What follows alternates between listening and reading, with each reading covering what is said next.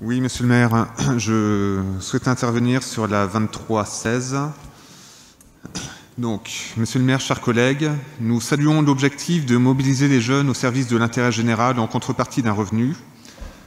Nous restons néanmoins circonspects quant au risque que ces démarches aboutissent à faire remplir des missions essentielles par des jeunes précaires insuffisamment formés et qu'ils viennent se substituer aux professionnels du secteur, bénéficiant de conditions d'emploi pérennes et relevant du Code du travail.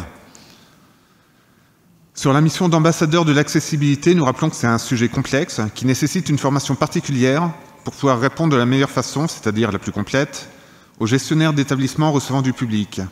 Or, la seule formation annoncée est civique et citoyenne, donc nous nous interrogeons de nouveau sur les conditions de formation de ces ambassadeurs pour leur permettre de remplir leur mission.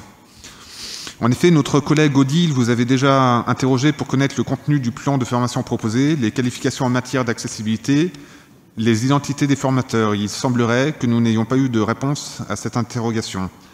Nous notons par ailleurs que les jeunes volontaires sont censés, je cite, « informer sur la nouvelle obligation de registre d'accessibilité et l'application Access Libre qui peut remplacer le registre ». Une telle mention est dommage, pour deux raisons. D'une part, le décret rend cette mise à disposition obligatoire à compter d'octobre 2017, donc l'obligation n'est pas vraiment nouvelle. D'autre part, l'application Access Libre ne peut en aucun cas remplacer le registre. Ce serait contraire à la réglementation. Donc, si l'on s'en tient au texte de la délibération, les gestionnaires d'établissements recevant du public ne respecteraient pas la loi alors même qu'ils suivraient les consignes. Notre collègue Odile avait déjà alerté quant à la rédaction inappropriée de la délibération. Nous regrettons la difficulté de notre collectivité à respecter le calendrier qu'elle s'est elle-même fixé pour mettre en accessibilité les bâtiments dont elle a la responsabilité. Je terminerai en disant que on peut discuter sur la forme, mais je tiens à faire remarquer que sur le fond, les propos d'Odile sont quand même très souvent éclairés, constructifs. Je trouve ça dommage qu'ils soient parfois vus comme des obstacles et non pas comme une aide apportée à construire des textes qui soient vraiment nickel. Je vous remercie. Merci.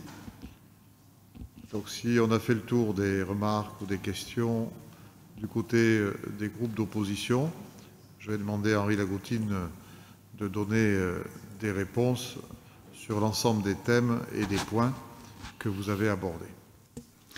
Enfin, sur le service civique. Alors c'est vrai que chaque fois qu'on parle d'employer des jeunes, service civique, contrat d'apprentissage, contrat en alternance, on entend certains nous dire « mais est-ce que ce n'est pas de l'exploitation des jeunes ?» On peut entendre que la question se pose, mais non, ce n'est pas pour exploiter des jeunes, surtout quand on a 14 000 agents entre la ville, la métropole et le CCAS. Prendre quelques dizaines de jeunes en service civique, c'est pour leur permettre de vivre une aventure humaine sur des domaines citoyens. Donc, je vous rassure sur ce point, mais vous n'en doutiez pas, j'espère, le service civique, c'est vraiment offrir à des jeunes la possibilité de vivre une expérience très enrichissante. Je crois que j'ai répondu aux questions et je suis à votre disposition, bien entendu, pour compléter si vous le souhaitez. Oui, bien, je vais procéder au vote des délibérations. Alors, il y a beaucoup de votes disjoints qui sont demandés, bien évidemment. Sur la 16, sur la 16, un vote disjoint. Qui ne participe pas, qui s'abstient, qui vote contre, c'est adopté.